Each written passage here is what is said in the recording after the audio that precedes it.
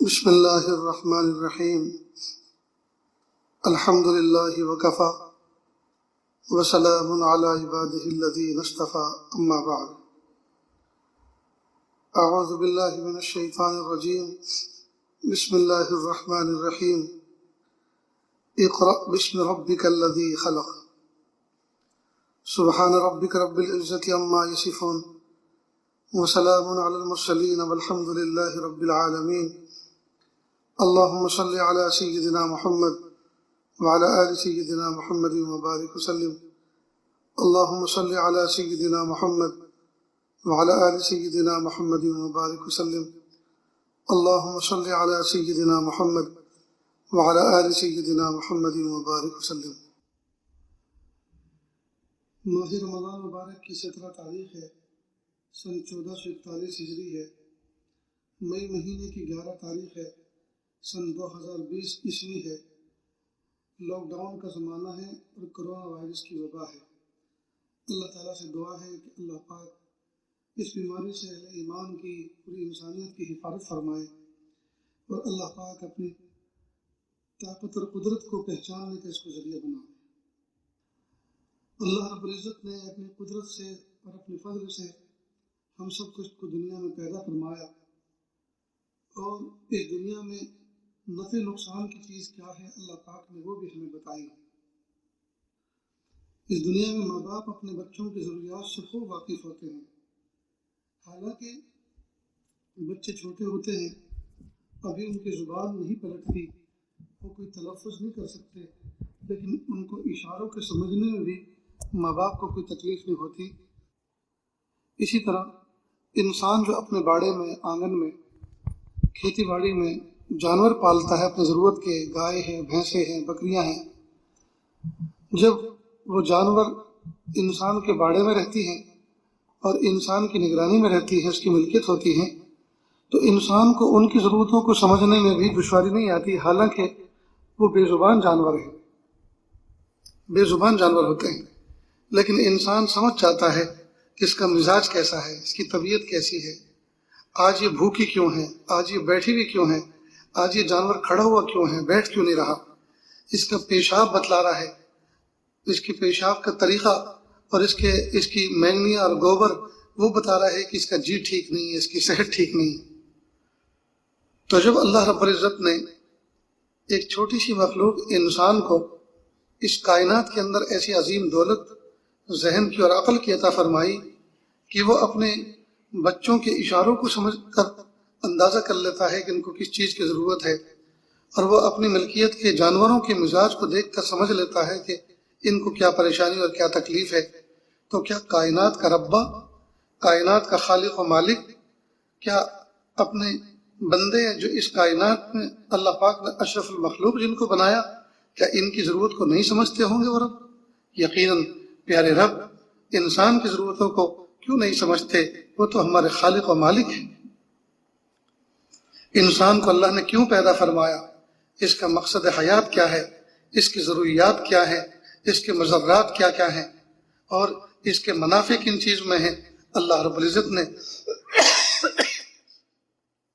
انسانوں کی ہدایت کے لیے ایک نظام بنایا، اور اس نظام کو نبوت کا نظام کہتے ہیں، رسالت کا نظام کہتے ہیں، کہ اللہ پاک نے انسانوں کی ہدایت کے لیے ایک سلسلہ قائم فرمایا اور انسانوں کی ہدایت اس پر موقوف فرمائی کہ آپ ان کی باتوں کو مانیں، وہ جو کہہ رہے ہیں وہ ہمارے نمائندے ہیں، ہمارے فرشتادہ ہیں، ہمارے میسنجر ہیں، ان کی بات جو تم مانو گے اور سنو گے تو آپ ہمیں خوش کرنے والے بنو۔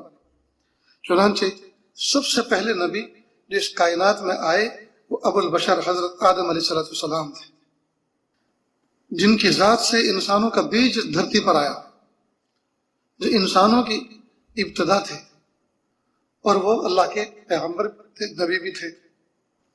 پھر یہ سلسلہ چلتا رہا، انبیاء کرام آتے رہے، انسانوں کی تعداد بڑھتی رہی، انسانوں کے مسائل بڑھتے رہے، انبیاء کرام آتے رہے۔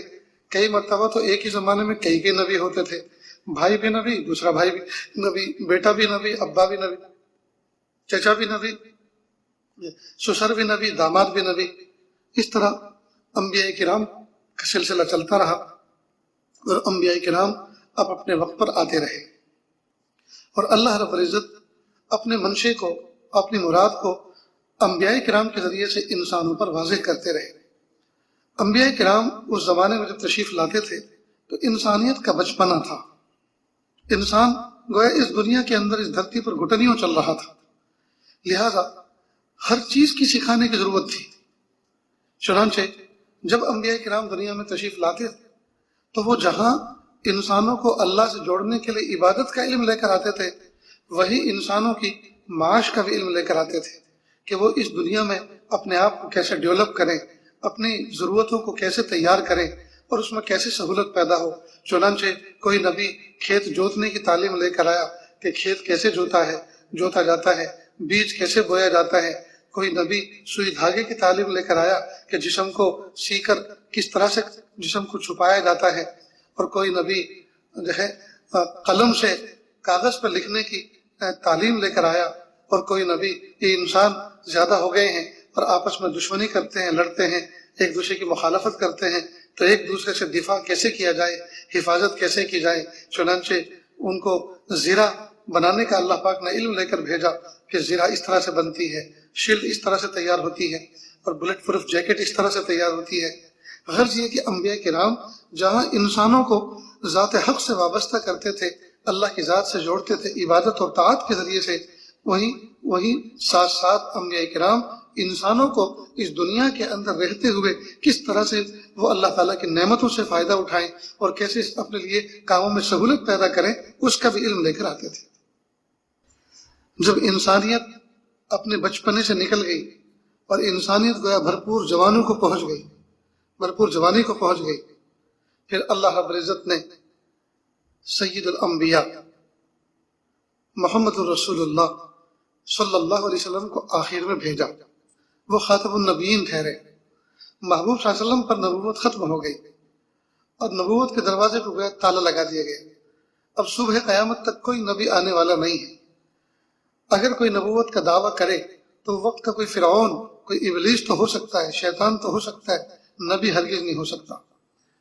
حالانکہ عقل تو یہ چاہتی ہے کہ اس زمانے میں جب کہ انسان بھی بہت بڑھ گئے، انسانوں کے مسائل بھی بہت بڑھ گئے، جس زمانے میں تھوڑے سے تھے اور مسائل بھی تھوڑے سے تھے، اس وقت تو کئی نبی آتے تھے، اب تو بدرجہ اولا زیادہ نبی آنے چاہیے۔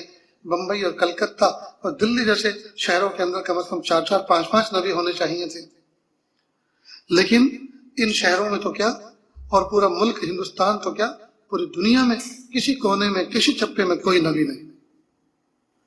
یہ کیوں اللہ پاک نے ایسا نظام بنایا؟ اس لیے کہ انسانیت اپنے بلوغ کو پہنچ چکی تھی۔ اللہ رب العزت نے انسانیت کی بلوغ پر گویا اپنے آخری نبی محمد رسول اللہ صلی اللہ علیہ وسلم کو مبعوث فرمایا، بھیجا، اور اللہ تعالیٰ نے محبوب صلی اللہ علیہ وسلم کی امت میں ایسے علماء اور صلاحہ تیار فرما دیے، گویا کہ اللہ کی رحمت نے اب یہ کہا کہ اب مجھے کسی نبی کو بھیجنے کی ضرورت نہیں ہے، میرے محبوب کی امت میں نے ایسے علماء کو تیار کر دیا ہے، ایسے علماء کو پیدا کر دیا ہے کہ اب وہ کار نبوت صبح قیامت تک انجام دیتے رہیں گے۔ اب کسی کو الگ سے نبی کے نام سے بھیجنے کی ضرورت نہیں ہے۔ سبحان اللہ العظیم، واقعی اس امت کے علماء کو اللہ پاک نے وہ شان عطا فرمائی، ہزاروں کی تعداد میں ایک عالم کے پیچھے اس کے فالوورز ہیں اور اس کو ماننے والے ہیں، اس کے متبعین ہیں۔ وہ جس طرح سے کہتے ہیں شریعت پر الحمدللہ اس طرح عمل کرتے ہیں، جن برائیوں سے روکتے ہیں ان برائیوں سے رکتے ہیں، ان سے مشورہ کرتے ہیں، مشورہ کر کے زندگی میں کامیابی ان کے قدم چومتی ہے۔ تو اللہ پاک نے ایک نظام بنایا۔ تو کہنے کا منشا یہ کہ جب ایک باپ اور ایک ماں گھر کے اندر پلنے والے بچوں کی ضرورتوں کو سمجھ سکتے ہیں اور ان کے اشاروں کی زبانوں کو سمجھتے ہیں، اور ایک مالک اور ایک باغباں اپنے باغ میں پلے ہوئے جانوروں کو اور اپنی ملکیت میں رکھے ہوئے جانوروں کی ان کی اداؤں کو سمجھتا ہے، ان کی ضرورتوں کو سمجھتا ہے، ان کی تکلیف کو سمجھتا ہے اور دور کرنے کی کوشش کرتا ہے، تو جب اللہ پاک نے انسان کو ایسا شعور اور عقل عطا فرمائی تو کیا اللہ رب العزت نے انسان کا نفع کس میں ہے، انسان کا نقصان کس میں ہے کہ اللہ نہیں سمجھتے؟ ظاہر اللہ خالق ہیں، اللہ بخوب سمجھتے ہیں۔ تو اسی رب کائنات نے انسان کے نفع نقصان کا ایک نظام بنایا جس کو نبوت کا نظام کہتے ہیں، رسالت کا نظام کہتے ہیں، اور اس نظام کے ذریعے سے انسانوں کی تربیت فرمائی۔ اس لیے کہ نفع نقصان کا نظام بنانے کے لیے دو چیزوں کی بنیادی طور پر ضرورت ہے، ایک تو علم پورا پورا ہو، ایک فہم پوری پوری ہو۔ ظاہری بات ہے کہ اللہ رب العزت بندوں کی ضرورتوں کو جو سمجھتے ہیں وہ کوئی نہیں سمجھ سکتا، اور اللہ کا جو علم ہے اس کو کوئی نہیں پہنچ سکتا۔ لہٰذا اللہ رب العزت نے اپنی شان سے انسانوں کی تربیت کے لیے ایک نظام بنایا، اور وہ ہے نبوت کا نظام، اور انسانوں کو گویا اعلان کر دیا، بتا دیا الا لہ الحکم، خبردار حکم تو اللہ کا چلے گا۔ اللہ کے حکم اس دنیا میں، اس دھرتی پر جو سکہ رائج الوقت ہوگا، اس دھرتی پر جو سکہ چلتا ہوگا وہ اللہ کے حکم کا چلتا ہوگا، اسی میں تمہاری کامیابی ہے۔ ورنہ یاد رکھنا، دنیا کی تاریکی میں ٹامک ٹوئیاں مارتے پھرو گے اور تم جو ہے ذلیل و خوار ہوتے پھرو گے، دنیا میں کبھی بھی کامیابی نہیں حاصل کر سکتے اگر میرے نبوت کے نظام کو تم نے نہیں مانا۔ آج میں بڑے درد کے ساتھ اور بڑے اخلاص کے ساتھ میں باوضو ہوں اور خانہ خدا میں ایک کونے میں بیٹھا ہوں، قبلہ رخ بیٹھا ہوں۔ میں بڑے درد کے ساتھ اپنے برادران وطن سے اور پوری انسانیت سے خطاب کرتا ہوں۔ انٹرنیٹ کے ذریعے سے یہ پیغام نہ جانے دنیا میں کہاں کہاں جاتا ہے، یہ آواز کہاں کہاں تک پہنچتی ہے۔ دنیا گلوبل ولیج بن چکی ہے۔ میں آج پوری انسانیت، پورے انسانوں سے خطاب کر کے یہ بات کہتا ہوں کہ ہم دنیا کے ہر نفع نقصان میں اپنی عقل دوڑاتے ہیں، کوششیں کرتے ہیں، محنتیں کرتے ہیں اور نفع نقصان کو سمجھنے کی کوشش کرتے ہیں۔ دنیا کے حکمراں، وزیر اعظم، سی ایم اور پی ایم، یہ اپنے اسٹیٹ اور اپنے علاقے اور اپنے صوبوں کی ترقی کے لیے دوسرے ملکوں میں سفر کرتے ہیں۔ ملک کا جو خزانہ ہوتا ہے اس کا بھاری بھرکم اس کا حصہ استعمال کرتے ہیں اپنے سفروں پر، اپنے اخراجات پر اور شہخرچیوں پر، اور خرچ کر کے جب جاتے ہیں ان سے پوچھتے ہیں آپ گھومتے کیوں ہو، آپ اتنے سفر کیوں کرتے ہو، تو جواب دیتے ہیں ہم دیش کے ہت میں، ہم اپنے ملک کے جو ہے مفادات میں یہ سفر کرتے ہیں، اس لیے کہ اس فلاں ملک میں ہم نے سفر کیا تو وہاں پتہ چلا کہ وہ بغیر پانی کے بھی چنے اگا دیتے ہیں، لہٰذا ہم یہ ٹیکنالوجی حاصل کرنے کے لیے گئے کہ ہمیں بھی اناج کی ضرورت ہے۔ ہمارے علاقے میں بھی ایسی بھومی اور ایسی زمینیں ہیں جہاں پانی کم برستا ہے، جہاں پانی زمین میں نہیں ہے، اس کی سطح آب نیچے گئی ہوئی ہے، تو وہاں لوگ کس طرح سے چنے اگا سکے۔ تو چنے اگانے کے علم کے لیے شیخ خرچیاں کر کے، بڑے بڑے اخراجات کر کے ہم دوسرے ملکوں میں جاتے ہیں اور وہ علم سیکھ کر آتے ہیں، اور اپنے ملک کی ترقی کے لیے دنیا بھر کے سفر کر کے ہم جو ہے جاتے ہیں، اور اپنے ملک کی ترقی پیش نظر ہوتی ہے اور وہ ٹیکنالوجی جو ہے لے کر آتے ہیں اور اپنے ملک والوں میں تقسیم کرتے ہیں۔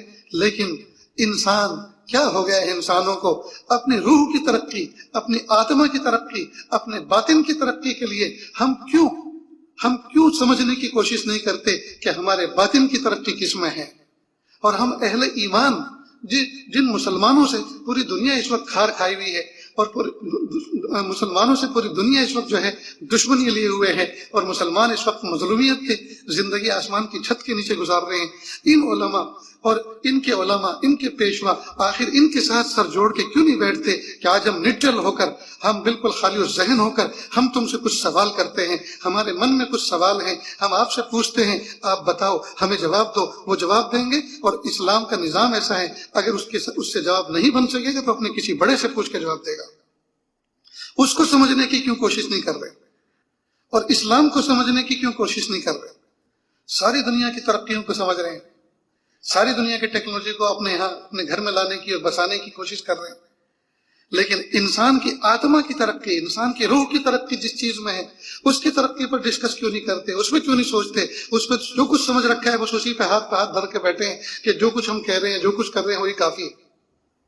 ہائے ہائے، حضرت خواجہ نظام الدین اولیاء رحمۃ اللہ علیہ ایک مرتبہ بیمار ہوئے، اور بیماری ایسی تھی کہ ان کو بے ہوشی اور غشی طاری ہو جاتی تھی۔ اس علاقے کے اندر ایک جوگی اس زمانے میں تھے جو اپنی نفس کشی کر کے، اپنی روح پہ محنت کر کے، یہاں بیچ میں ایک بات سمجھ لیں، جب انسان نفس کشی کرتا ہے، اپنی خواہشات نفس کے خلاف کرتا ہے، تو اللہ پاک چاہے وہ کسی بھی مذہب کا ہو، کچھ نہ کچھ اس کی روح میں کمال پیدا کر دیتے ہیں، کچھ نہ کچھ۔ وہ صرف نجات کے لیے کافی نہیں ہوتا، کچھ نہ کچھ اس کو کمال دے دیتے ہیں۔ چنانچہ وہ جوگی اپنی روح پہ محنت کر رہا تھا، نفس کے خلاف کر رہا تھا، تو اللہ پاک نے اس کو ایک عجیب صلاحیت دی تھی کہ وہ اگر کسی بیمار کو دیکھ لے اور اس پر توجہ ڈالتے تو بیماری کو سلب کر لیتا تھا، اس کو سلبی توجہ بھی کہتے ہیں۔ تو جب حضرت ایک مرتبہ اس بے ہوشی سے افاقہ پایا تو مریدین متعلقین نے کہا حضرت ایک جوگی ہیں، وہ اسی طرح سے بیماروں کو شفا دلاتا ہے، تو ہم آپ کو اس کے پاس لے کے چلتے ہیں۔ حضرت نے فرمایا ہرگز نہیں، مجھے اس کے یہاں کبھی مت لے جانا۔ پھر بے ہوش ہو گئے۔ اب وہ بار بار بے ہوشی کے دورے پڑتے رہے۔ ایک مرتبہ مریدین نے سوچا کہ اب کی بار جب بے ہوش ہو جائیں گے ہم ان کی چارپائی سمیت ان کو چارپائی پہ لٹا کے چاروں پائیں پکڑ کے اٹھا کے اس کے یہاں لے جائیں گے اور اس سے علاج کروائیں گے، اور جب ٹھیک ہو جائیں گے چاہے یہ ماریں تو کوئی بات نہیں، مار کھا لیں گے، لیکن حضرت کی تکلیف ہم سے دیکھی نہیں جاتی۔ اللہ کی شان، حضرت پر غشی طاری ہوئی اور یہ لوگ اپنے مشورے کے مطابق چارپائی اٹھا کے جوگی کے یہاں لے گئے۔ جوگی حضرت کی طرف متوجہ ہوا اور اللہ کی شان کہ جیسے اس نے توجہ ڈالی بیماری کی کیفیت ختم ہوئی، حضرت اٹھ کے بیٹھ گئے۔ حضرت نے اس کی در و دیوار کو جب دیکھا تو حضرت نے اندازہ کر لیا کہ یہ تو میں کسی اور جگہ پر ہوں، تو فوراً جوگی کی طرف متوجہ ہوئے اور اس سے پوچھا کہ یہ کمال آپ کو کیسے ملا ہے؟ تو کہا کہ جی میں اپنی نفس کے خلاف کرتا ہوں، اپنے نفس کی ہر بات کی جو ہے ہر بات کے خلاف کرتا ہوں، اللہ پاک نے مجھے یہ کمال اس وجہ سے دیا ہے۔ اچھا یہ بتاؤ اسلام لانے کو آپ کا نفس کہتا ہے کہ نہیں کہتا؟ اب وہ خاموش، تو کہا بتائیے کہ جی نہیں کرتا، اسلام لانے کو میرا نفس نہیں کہتا۔ تو کہا اس کی مخالفت کیوں نہیں کرتے پھر؟ اب وہ سوچ میں پڑ گیا۔ پھر حضرت نے فرمایا کہ اگر آپ اس کی مخالفت کرو گے تو یاد رکھنا اللہ تعالیٰ اس سے کہیں آگے تمہیں کمالات عطا فرمائیں گے۔ بس اس نے فوراً کلمہ پڑھ لیا اور مشرف اسلام ہو گیا۔ اب حضرت وہاں سے نکلے تو لوگوں نے کہا حضرت جوگی کے یہاں گئے تھے؟ تو کہا جوگی کے یہاں علاج کے لیے نہیں گئے تھے، جوگی کا علاج کرنے گئے تھے، اس کو مشرف اسلام کر کے آئے۔ تو اللہ رب العزت نے یہ واقعہ سنانے کے بعد اصل بتانا یہ تھا کہ اللہ رب العزت نے انسان کے اندر بے شمار کمالات رکھے ہیں، اللہ پاک نے اس کو اشرف المخلوق بنایا ہے، لیکن یہ کمالات اس وقت تک ادھورے ہیں، اس وقت تک ناقص ہیں جب تک کہ وہ نبوت کی روشنی کے میں حاصل نہ کیے گئے۔ نور نبوت سے جب تک وہ دور رہیں گے وہ کمالات نہیں ہیں، وہ زوال ہے۔ کمال تو تب ہوگا جو نور نبوت سے وہ کمال منور ہو۔ تو اللہ رب العزت نے ہم سب کو ایمان عطا فرمایا، اور جو لوگ ایمان سے محروم ہیں اللہ تعالیٰ سے دعا ہے کہ اللہ پاک ان کو ایمان والوں سے مل کر ایمان اور دین کو سمجھنے کے اللہ ان کو توفیق عطا فرمائے۔ تو اللہ رب العزت نے انبیاء کرام کا سلسلہ جو بنایا، اس انبیاء کرام کے سلسلے میں جو تعلیمات بھیجی وہ تعلیمات ایسی پرفیکٹ ہیں کہ اس میں نو ڈاؤٹ، اس میں کوئی شک نہیں ہے، وہ اس میں کوئی تبدیلی آنے والی نہیں۔ بالخصوص اللہ کے محبوب صلی اللہ علیہ وسلم کے ذریعے سے جب اتمام نعمت قرار دے دیا اللہ پاک نے اور دین مکمل کر دیا، اب اس دین میں کوئی کنفیوژن نہیں، اس میں کوئی شک و شبہ نہیں، اب اس میں کوئی تبدیلی نہیں۔ لہٰذا نماز جیسے محبوب کے زمانے میں پڑھی جاتی تھی صبح قیامت تک ایسے ہی پڑھی جاتی رہے گی۔ حج جس طرح سے محبوب کے زمانے میں جس جگہ ہوتا تھا، جس طرح ہوتا تھا، صبح قیامت تک اسی طرح ہوتا رہے گا۔ اللہ اکبر کبیر۔ یہ اب ہمیشہ یعنی صبح قیامت تک کے لیے اللہ رب العزت نے ایک سلیبس بنا کر محبوب کے ذریعے سے بھیج دیا۔ جو اس سلیبس کو پڑھے گا، جو اس سلیبس پر عمل کرے گا، جو اس نظام کو اپنائے گا، اللہ تعالیٰ اس کے لیے فتح و کامرانی اللہ پاک مقدر فرما دے، دنیا میں بھی کامیابی اور آخرت میں بھی کامیابی۔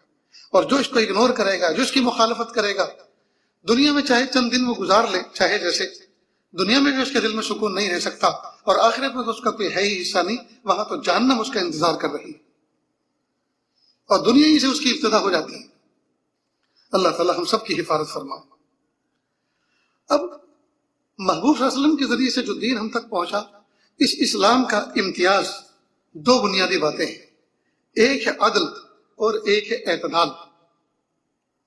ایک ہے عدل اور ایک اعتدال، یعنی اسلام کی تعلیمات میں دو بنیادی چیزیں ہیں، ایک تو اس میں عدل ہے، عدل جس کو اردو میں انصاف کہتے ہیں، اور ایک ہے اعتدال۔ دونوں کا مطلب کیا ہے؟ عدل کہتے ہیں ہر آدمی کو وہ ذمہ داری دی جائے جو اس کی صلاحیت کے اعتبار سے ہو، ہر آدمی کو اس طرح کی ذمہ داری دی جائے جس کو نبھانے کی صلاحیت اس کے پاس موجود ہو، یہ ہے عدل، اس کو کہتے ہیں انصاف۔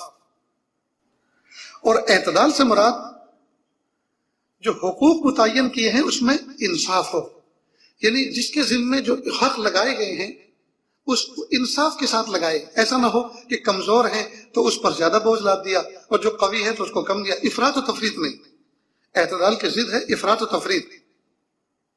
تو اللہ پاک نے اس میں عدل بھی رکھا اور انصاف بھی رکھا. عدل کا مطلب یہ کہ جس کے اندر جو صلاحیت ہے اسی صلاحیت کے اعتبار سے اس کو کام دیا گیا، اور اس میں افراط و تفریط سے اللہ پاک نے بچا کے رکھا. تو اسلام کی تعلیمات میں، روشن تعلیمات میں عدل بھی ہے اور انصاف بھی ہے. مثال کے طور پر اللہ پاک نے کائنات کے اندر ہر جاندار کے جوڑے بنائے، ایک کو میل بنایا، ایک کو فیمیل بنایا. انسان جو اشرف المخلوق ہے اس کا بھی جوڑا بنایا، ایک کو مرد بنایا، ایک کو عورت بنایا. مرد کو مرد بنا کر اس کی صلاحیت کے مطابق اللہ پاک نے کام الگ دیے، عورت کو عورت بنا کر اس کی صلاحیت کے مطابق اس کے ذمہ کام اور لگائے. دیکھو جی، اس کو کہتے ہیں عدل و اعتدال. جی، مرد کو مرد بنایا اور کہا کہ مرد تو گھر کے باہر نکل، تو گھر کے باہر نکل، 2 پیسے کما، اپنی صلاحیتوں کو اینٹ پر اور پتھر پر، لوہے پر اور لکڑ پر خرچ کر، 2 پیسے کما، اپنا بھی پیٹ پال اور اپنے بیوی بچوں کا بھی پیٹ پال. اور اللہ پاک نے جب اس کو گھر کے باہر نکالا تو گھر کے باہر نکالنے پر ان کو جن صلاحیتوں کی ضرورت تھی، جس ویپن کی ضرورت تھی، اللہ پاک نے وہ سب عطا فرمائے. مثلا اللہ پاک نے اس کو بہادر بنایا، گھر کے باہر بہادری کی ضرورت ہے. اللہ پاک نے اس کو جہوری سوچ بنایا، بلند آواز والا بنایا، گھر کے باہر اس کی ضرورت ہے، اس کو اپنے مزدوروں کو لے کر چلنا ہے، جی کھیتی باڑی پہ جانا ہے، بلند آواز سے اس کو پکارنا ہے. عورت جیسے اگر اس کی آواز ہوگی تو کون سنے گا اس کی آواز؟ تو اس کو بلند آواز بنایا، اس کو باہمت بنایا، اس کو عقل پوری عطا فرمائی کہ کہیں ایسا نہ ہو کہ اس کو بیوقوف بنا جائے، کوئی اس کو دھوکہ دے جائے تو یہ کسی کے دھوکے میں نہ آ جائے. تو عقل اور سمجھ پوری عطا فرمائی. تو گھر کے باہر کے کام اس کے ذمہ لگائے تو صلاحیتیں بھی وہ عطا فرمائی جو گھر کے باہر کے کام کو کرنے کے لیے زیب دیتی ہے. عورت کے ذمہ اللہ پاک نے گھر کے کام لگائے، کہا کہ اے عورت تو گھر کے اندر 4 دیواری کے اندر رہ، اور گھر کے 4 دیواری کے اندر رہتے ہوئے اپنی بیوٹی کا خیال رکھ، اپنی صفائی ستھرائی کا خیال رکھ، اپنے حسن کی حفاظت کا پورا خیال رکھ، دھیان رکھ، شوہر کی امانت میں خیانت نہ کر، اور تیری گود میں جنم لینے والے، پیدا ہونے والے بچوں کی تربیت کا پورا خیال رکھ. گویا ایک اعتبار سے اللہ پاک نے عورت کے ذمے وہ عظیم الشان کام لگایا کہ ساری دنیا کے مرد مل کے بھی وہ کام نہیں کر سکتے، اور وہ ہے بچوں کی ابتدائی تربیت. بچوں کی ابتدائی تربیت. اور یہ تربیت اس لیے اس کے ذمہ لگائی کہ یہ تربیت اسی کی شان نشان ہے، اس لیے کہ بچے کو اٹیچمنٹ زیادہ ماں کے ساتھ رہتا ہے. بچہ 9 مہینے ماں کے رحم میں رہتا ہے، پیٹ میں رہتا ہے، اور 2 سال ماں کی چھاتی سے لگ کر دودھ پیتا ہے، اور 5-6 سال دست شفقت میں رہ کر اپنے سارے سیاہ سفید کا مالک اپنی ماں کو بنائے ہوتا ہے. گویا ماں کے اشاروں پہ سارے کام کرتا ہے، اور ماں اس کی ساری ضرورتوں کو بہم پہنچاتی ہے، یہاں تک کہ وہ استنجا کرانے میں اپنے ماں کے ہاتھوں کا محتاج، اس کو دھلنے دھلانے میں ماں کے ہاتھوں کا محتاج، کپڑے پہننے اور نکالنے میں ماں کے ہاتھوں کا محتاج، کھانا کھانے میں اور گرم کھانے کو ٹھنڈا کرنے میں اپنی ماں کے ہاتھوں کا محتاج. غرض یہ کہ بچے کو زیادہ اٹیچمنٹ ماں کے ساتھ ہوتی ہے، تو جو آدمی جس کے ساتھ زیادہ رہے گا ظاہری بات ہے وہی اس کی ضرورتوں کو سمجھ سکتا ہے. تو بچہ چونکہ ماں کے ساتھ زیادہ رہتا ہے لہذا ماں اس کی ضرورتوں کو اور فیلنگس کو سمجھتی ہے. لہذا میں تو کہا کرتا ہوں کہ اللہ پاک نے ماں کے سینے میں اور ماں کے حلق اور منہ میں ایسے سینسر لگا دیے ہیں جن سینسر کے ذریعے سے ماں ڈیٹیکٹ کرتی ہے کہ میرے بچے کو کیا ہوا ہے. 2 مہینے کا بچہ، 3 مہینے کا بچے کا باپ گھر میں آتا ہے، ماں دور سے کہتی دیکھو بائک کو اسٹینڈ پہ کھڑی مت کرنا، میں بالکل تیار بیٹھی ہوں، بچے کو ڈاکٹر کے ہاں لے کے جانا ہے. کیوں؟ کہ بچے کا جی ٹھیک نہیں ہے. ارے بچہ ابھی تو بولتا بھی نہیں، اس نے کیسے بتا دیا آپ کو کہ جی ٹھیک نہیں ہے؟ تو وہ تو ماں کی طبیعت جانتی ہے. ماں سے پوچھو کہ کیسے پتہ چلتا ہے. جب بچے کا جی ٹھیک نہیں ہوتا ماں کے حلق کا مزہ کڑوا ہو جاتا ہے، منہ کا ذائقہ بدل جاتا ہے، ماں پہچان جاتی ہے میرے بچے کا جی ٹھیک نہیں ہے. بچے کا دودھ اترتا ہے، بچہ تنہائی میں کہیں سویا ہوا ہوتا ہے، ماں کہیں اور جگہ بیٹھی ہوتی ہے، وہاں بچہ اٹھ کر بھوک میں روتا ہے، ماں کے سینے میں دودھ میں ہلچل مچتی ہے اور ماں اٹھ کے چلی جاتی ہے. یہ تو ماں سے پوچھو کہ ماں کے سینے میں اللہ پاک نے کیسے سینسر لگائے. اب جو نظام اللہ پاک نے ایک عورت ذات کے ساتھ وابستہ کیا ہے، ساری دنیا کے مرد مل کر بھی اس نظام کو پورا نہیں کر سکتے، اس لیے کہ اس کے لیے تو اللہ پاک نے عورت ہی کو چنا ہے. اب آج کی روشن خیال دنیا، اپنے آپ کو عقل مند سمجھنے والی دنیا، فطرت کے نظام کے بالکل خلاف چل رہی ہے اور بغاوت کر رہی ہے۔ وہ کہہ رہی ہیں عورتوں کو جو ہے برابر کے حقوق ملنے چاہیے، ناری شکتی ایک طاقت کا نام ہے، ناری شکتی، لہٰذا اس کے حقوق ملنے چاہیے۔ بھائی کیا کیا حقوق ہے ذرا ہمیں بھی تو بتاؤ۔ کہ عورت گھر میں رہتی ہے اس کو بھی باہر نکالو، تو کہا کیوں نکالو بھائی؟ کہ یہ بھی کمانے یہ اس کا بھی شوق ہے کمانے کا، تو کہا شوق اس کا شوق ہے یا اس کی ضرورت ہے؟ ضرورت ہے تو شوہر کے ذریعے سے اس کی ضرورت تو پوری ہو رہی ہے۔ ہاں باہر نکلنے کا شوق ہے، بہت سارے لوگوں کو دیکھنے کا شوق ہے، یہ تم لوگوں کو اس کو دیکھنے کا شوق ہے، تو اس کو گھر سے باہر نکالنے میں تمہاری مرضی ہے۔ اچھا یہ بتاؤ جب تم اس کو کمانے کے لیے گھر سے باہر نکالو گے تو اب یہ بتاؤ کہ وہ کمائے گی تو پھر گھر میں واپس جا کر فوراً آرام کرے گی، گھر کا کھانا بھی پکائے گی؟ کہا بھائی کھانا پکانا تو اسی کو زیب دیتا ہے، وہی بنائے گی، مرد تو نہیں بنائیں گے۔ تو پھر تم نے اس کو آزادی کہاں دی؟ پھر تم نے اس کو برابر کا حق کہاں دیا؟ تم نے تو اپنے سے ڈبل حق دیا اس کو۔ تم تو سنگل جاب کرتے تھے، گھر سے نکلتے تھے کمانے کے لیے اور کما کے آتے تھے، گھر میں آرام کرتے، اب اس کی قسمت میں تو آرام ہے نہیں۔ تو عورت اگر اپنے گھر سے نکلتی ہے کمانے کے لیے تو وہ گھر پر آ کے سوتی نہیں ہے، آرام نہیں کرتی ہے، بلکہ باہر کا جاب نپٹا کر آتی ہے، اور گھر میں آنے کے بعد اب گھر کا جاب شروع کرتی ہے۔ اسے کھانا پکانا ہوتا ہے، شوہر کے حقوق ادا کرنے ہوتے ہیں، اس کو راحت پہنچانی ہوتی ہے، بچوں کو کھانا دینا ہوتا ہے، ان کو سلانا ہوتا ہے، اتنے سارے کام اس کے ذمہ ہیں۔ تو آزادی کے نام پر عورت آزاد نہیں ہوئی بلکہ برباد ہو گئی۔ اسلام نے تو اس کو سنگل ہاؤس جاب دیا تھا کہ بس گھر میں رہو، رانی بن کر، کوئین بن کر رہو، بچوں کی بہترین تربیت کرو اور شوہر کے لیے اپنے آپ کو ہر وقت سجا کے رکھو، دلہن بن کر رہو۔ لیکن دنیا کے روشن خیال لوگوں نے اپنی حرام اور ناجائز خواہشوں کو پورا کرنے کے لیے ان پاک باز عورتوں کو اور ان نازک کلیوں کو گھروں سے نکالا، کسی کو ایئر ہوسٹس بنایا اور کسی کو کاؤنٹر کی لیڈی بنایا، اور کاؤنٹر پر اس کو نمونہ بنا کر اور اس کو جو ہے للچانے والا مال بنا کر رکھا، تاکہ لوگ اس کو دیکھ کر، اس کی روپ رنگ کو دیکھ کر گھر جو ہے ہماری کارخانوں کے اندر اور ہمارے مالز کے اندر اور ہماری دکانوں کے اندر آنے والے بنے۔ تو عورت کو کھلونا بنا کر رکھ دیا، عورت کو متاع کوچہ و بازار بنا کر رکھ دیا ان روشن خیال دنیا کے لوگوں نے۔ تو اسلام نے اتنا بہترین نظام حیات دیا ہے، دین اسلام نے اور شریعت نے اتنا بہترین نظام حیات دیا ہے، مرد کو مرد بنایا، عورت کو عورت بنایا، چھوٹوں کو چھوٹا، بڑوں کو بڑا، ہر ایک کے ذمے اس کی حقوق اور اس کے آداب متعین فرما دیے کہ اس طرح سے زندگی گزارو گے تو دنیا میں تم کامیاب رہو گے، اور جب ہمارے بتائے ہوئے اصول اور ضابطے کے مطابق دنیا میں تم کامیاب زندگی گزارو گے تو یاد رکھنا آخرت کے اندر بھی ہم تمہیں کامیابی عطا فرمائیں گے جنت کی شکل میں۔ تو میرے بھائیوں اور بہنوں، اللہ پاک نے ہمیں دین اسلام دے کر کتنا بڑا انعام عطا فرمایا، کتنا بڑا اللہ پاک نے ہم پر کرم فرمایا۔ ہمیں چاہیے ہم اپنے ہاتھوں کو اٹھا کر، ہاتھوں کا پیالہ بنا کر جہاں اللہ سے دولت مانگتے ہیں، رزق مانگتے ہیں، عزت مانگتے ہیں، صحت مانگتے ہیں، ہم اللہ تعالیٰ کا دعاؤں میں اس بات پر شکر ادا کریں، میرے مولا آپ نے ہمیں پیدائشی مسلمان بنایا، ہمیں آپ نے اسلام عطا فرمایا، اللہ ہم اس پر آپ کا شکر ادا کرتے ہیں، اس نعمت پر آپ کا شکر ادا کرتے ہیں۔ اللہ آپ نے ہمیں جہالت میں نہیں رکھا، آپ نے ہمیں اندھیروں میں نہیں رکھا، آپ نے ہمیں تاریکی میں نہیں رکھا، میرے پیارے اللہ آپ نے کتنا بڑا اعزاز عطا فرمایا، بن مانگے آپ نے ہمیں اسلام کی دولت عطا فرمائی۔ یا اللہ اس نعمت عظمیٰ پر ہم آپ کا بے انتہا شکر ادا کرتے ہیں، یا اللہ اس شکر کو قبول فرما لیجیے۔ تو ہم اللہ کا شکر ادا کریں۔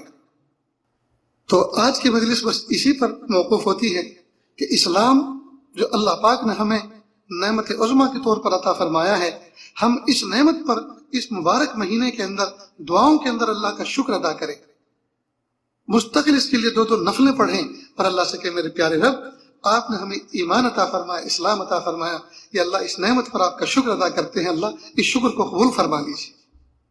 اور یاد رکھنا لئن شکرتم لازیدنکم، اللہ فرماتے ہیں اگر تم شکر کرو گے تو تمہاری نعمتوں میں اور اضافہ کروں گا۔ اگر ہم نعمت اسلام پر شکر کریں گے تو انشاءاللہ اس نعمت میں بقا بھی ہوگا، اور اس نعمت میں اضافہ بھی ہوگا، اس نعمت میں برکت بھی ہوگی، اور اس نعمت میں اللہ پاک اس نعمت کو یعنی اپنانے اور اس نعمت کو اختیار کرنے میں جو کچھ تکلیفیں پریشانی آ سکتی ہیں، یعنی اعمال کرنے میں جو مجاہدے، اللہ پاک ان مجاہدوں کو بھی دور فرمائیں گے اور اللہ پاک شوق سے تبدیل فرما دیں گے۔ تو میرے بھائیو بہنوں، ہم اپنے اسلام پر قائم رہنے پر اللہ تعالیٰ سے استقامت کی دعا بھی مانگیں، اور اس عظیم دولت پر اللہ کا شکر بھی ادا کریں کہ پیارے اللہ کتنے عظیم ہیں، آپ نے بن مانگے ہمیں اتنا بڑا تحفہ عطا فرمایا، دین کا انعام اور اعزاز عطا فرمایا۔ میرے پیارے اللہ اب ہم آپ سے بھیک مانگتے ہیں، اللہ جی اس کو دینے کے بعد آپ چھین نہ لیجیے۔ بلکہ میں تو کئی مرتبہ دعا میں اپنے پیارے رب سے اس طرح سے مناجات کرتا ہوں، پیارے اللہ میں چند بچوں کا باپ ہوں، ایسا کبھی نہیں ہوا میں نے بچوں کو کپڑے لا کر دیے، سلوا کر دیے، ان کو پہنایا اور تھوڑی دیر کے بعد ان سے کسی بات پر ناراض ہو گیا تو میں نے ان کے کپڑے کبھی نہیں اتروائے۔ کہ اللہ عزت کا لباس پہنا کر باپ کبھی ان کو بچوں کو بے عزت نہیں کیا کرتا، کبھی بے عزت نہیں کیا کرتا۔ میرے پیارے اللہ آپ نے ہمیں دین اسلام کا لباس عطا فرمایا ہے، اللہ اس کو چھین کر کبھی ہمیں بے آبرو مت فرمانا، بے آبرو مت کرنا۔ دنیا کا سخی اگر کوئی کسی کو لباس دے دے تو دینے کے بعد وہ لیا نہیں کرتا، چھینا نہیں کرتا۔ میرے پیارے اللہ آپ تو سخیوں کے سخی ہیں، آپ تو دھنیوں کے دھنی ہیں، آپ تو رب ہیں، آپ تو خالق و مالک ہیں۔ آپ نے ہمیں جو ایمان کا لباس اور عزت و آبرو کا لباس عطا فرمایا ہے، میرے پیارے اللہ دنیا میں چھین کے کبھی بے آبرو مت کر۔ اللہ تعالیٰ سے دعا ہے اللہ تعالیٰ کہنے سننے سے زیادہ عمل کی توفیق عطا فرمائے۔ وآخر دعوانا ان الحمد للہ رب العالمین۔ دعا کر لیجیے۔ بسم اللہ الرحمن الرحیم، الحمد للہ رب العالمین الرحمن الرحیم مالک یوم الدین، ایاک نعبد و ایاک نستعین، ایاک نعبد و ایاک نستعین، اہدنا الصراط المستقیم صراط الذین انعمت علیہم غیر المغضوب علیہم ولا الضالین، آمین یا رب العالمین۔ پیارے اللہ ہم ظاہر میں آپ کے بندے اور بندیاں ہیں، حقیقت میں نہایت گندے ہیں، اللہ ہمارے دلوں کی گندگی کو دور فرما، ہمیں اپنی بندگی کا سلیقہ عطا فرما، شرمندگی والے کاموں سے ہماری حفاظت فرما، برے دن سے، بری بات سے، بری رات سے، برے انجام سے ہماری حفاظت فرما، سوء خاتمہ سے ہماری حفاظت فرما۔ اللہ جی یہ ہاتھ اٹھائے جانے کے قابل نہیں، یہ زبان کو سوال کرنے کے قابل نہیں، آپ سے نہ مانگے تو کس سے مانگے، آپ سے سوال نہ کرے تو کس سے سوال کرے۔ ایک کمزور ایک قوی کے دروازے پر، ایک سائل ایک سخی کے دروازے پر، ایک محتاج غنی کے دروازے پر حاضر ہے۔ میرے پیارے اللہ رحمت کا معاملہ فرما، عافیت کا معاملہ فرما۔ میرے پیارے اللہ ہم اپنے اسلام پر، ایمان پر، یا اللہ اس نعمت عظمیٰ پر آپ کا شکر ادا کرتے ہیں، اللہ قبول فرما لیجیے، اللہ قبول فرما لیجیے، اللہ قبول فرما لیجیے۔ اللہ آپ نے بن مانگے ہمیں مومن کے گھر میں پیدا کیا، مومن ماں کی چھاتی سے دودھ پینے کی توفیق عطا فرمائی، موقع عطا فرمایا۔ میرے پیارے اللہ اس نعمت کا ہم شکر ادا نہیں کر سکتے، اللہ جی ہم اس اسلام پر اور ایمان پر آپ کا شکر ادا کرتے ہیں، قبول فرما لیجیے۔ یا اللہ اس پر اتنا شکر ادا کرتے ہیں جتنا ریت کے ذرات ہیں، جتنا آسمان کے ستارے ہیں، جتنا عددوں کی تعداد ہے، اتنا جتنے فرشتوں کی تعداد ہے، جتنا آپ کے علم میں آپ کے مخلوق کی تعداد ہے۔ میرے پیارے اللہ ہمارے اتنے شکر کو قبول فرما، ہمارے اتنے شکر کو قبول فرما۔ اللہ ہم سے راضی ہو جائیے، اللہ راضی ہو جائیے، اللہ راضی ہو جائیے۔ ناپے تولے جانے کے قابل نہیں ہے، آزمائے جانے کے قابل نہیں ہے۔ یا اللہ کانٹا چھپ جائے تو پریشان ہو جاتے ہیں، پیٹ میں درد ہو جائے تو مچل جاتے ہیں، یا اللہ بخار چڑھ جائے تو تڑپ جاتے ہیں۔ اے میرے پیارے رب ہم تکلیفیں برداشت کرنے کے قابل نہیں ہیں، ناپے تولے جانے کے قابل نہیں ہیں، آپ ہمیں یوں ہی معاف کر دیجیے، بس یوں ہی معاف کر دیجیے۔ اللہ جی آپ یوں ہی معاف کر دیجیے، اللہ جی یوں ہی معاف کر دیجیے۔ باپ 2000 روپے دے کر بچے کو بازار بھیجتا ہے اور جا کر کہتا ہے جاؤ بیٹا گھر میں مہمان آنے والے ہیں، فروٹ لے کر آؤ اور اتنی کولڈ ڈرنکس لے کر آؤ، آئس کریم لے کر آؤ، سویٹس لے کر آؤ، مٹھائی لے کر آؤ۔ اور جب سب لے کر بچہ آ جاتا ہے باپ پوچھتا ہے بیٹا لے آئے؟ ہاں ابو لے آئے۔ بیٹا کتنے کا سامان آیا؟ ابو 1500 روپے کا آیا۔ تو پھر وہ 500 روپے نکال کر والد کو دیتا ہے اور باپ اس کو اپنی جیب میں رکھ لیتا ہے۔ پیارے اللہ باپ اپنے بچے سے اس لیے پوچھتا ہے اسے بقیہ پیسوں کی ضرورت ہوتی، وہ اپنے بچے سے حساب اس لیے لیتا ہے اس کو اپنے پیسوں کی ضرورت ہوتی ہے، بقیہ پیسوں کی ضرورت ہوتی ہے، وہ محتاج ہے، وہ ضرورت مند ہے۔ میرے پیارے اللہ آپ قیامت کے دن آپ ہم سے کیوں حساب لیں گے؟ اللہ جی آپ ہم سے کیوں حساب لیں گے؟ اے اللہ آپ کو کس چیز کی ضرورت ہے؟ مانا کہ حساب برحق ہے، مانا کہ آپ کے ہاں حساب برحق ہے، لیکن میرے پیارے اللہ ہم آپ کے کمزور بندے، ہم آپ کے نازک بندے، اللہ آپ ہمیں معاف کر دیجیے۔ اللہ جی ہم استغفار کرتے ہیں، ہم سچی توبہ کرتے ہیں، اللہ جی ہم آپ سے معافی مانگتے ہیں، اللہ جی آپ ہمیں معاف کر دیجیے، آپ ہمیں معاف کر دیجیے، آپ ہمیں معاف کر دیجیے، آپ ہمیں معاف کر دیجیے، ہمیں اپنا بنا لیجیے، ہمیں پیر کے ناخن سے لے کے سر کے بال تک اپنا مطیع و فرما بردار بنا دیجیے۔ اللہ جی معاف کر دیجیے، پیارے اللہ معاف کر دیجیے، اللہ اپنا بنا لیجیے، اپنی محبت دے دیجیے، اپنی معرفت دے دیجیے، اپنا قرب دے دیجئے، اپنی ولایت دے دیجئے، تقوی دے دیجئے، پاکیزگی دے دیجئے، معرفت دے دیجئے۔ میرے پیارے اللہ ہم سب کو ایسا بنا دیجئے ہم آپ کو پسند آ جائیں۔ یا اللہ جو وبا بیماری پھیلی ہوئی ہے یا اللہ عافیت کے ساتھ اس کو دفع دور فرما۔ یا اللہ لاک ڈاؤن میں لوگ گھر کے اندر یا اللہ پریشان ہو گئے ہیں، یا اللہ عافیت کے ساتھ یا اللہ بندوں کو عافیت کے ساتھ، آزادی کے ساتھ، صحت کے ساتھ اچھے ماحول میں باہر نکلنے کی توفیق عطا فرما دیجئے۔ اور اللہ تعالیٰ کی اس دھرتی کو گناہ کر کے اور برائی کر کے، معصیت کر کے یا اللہ یہ انسان اس کو گندا نہ کریں، یا اللہ اس کو پاک کر دیجئے اور اس کو پاک صاف انسانوں کو رہنے کی ہدایت عطا فرما دیجئے۔ اللہ ہم سب کو ایسا بنا دیجئے ہم آپ کو پسند آ جائیں۔ وصلی اللہ تعالیٰ علی خیر خلقہ محمد و آلہ و اصحابہ اجمعین برحمتک یا ارحم الراحمین۔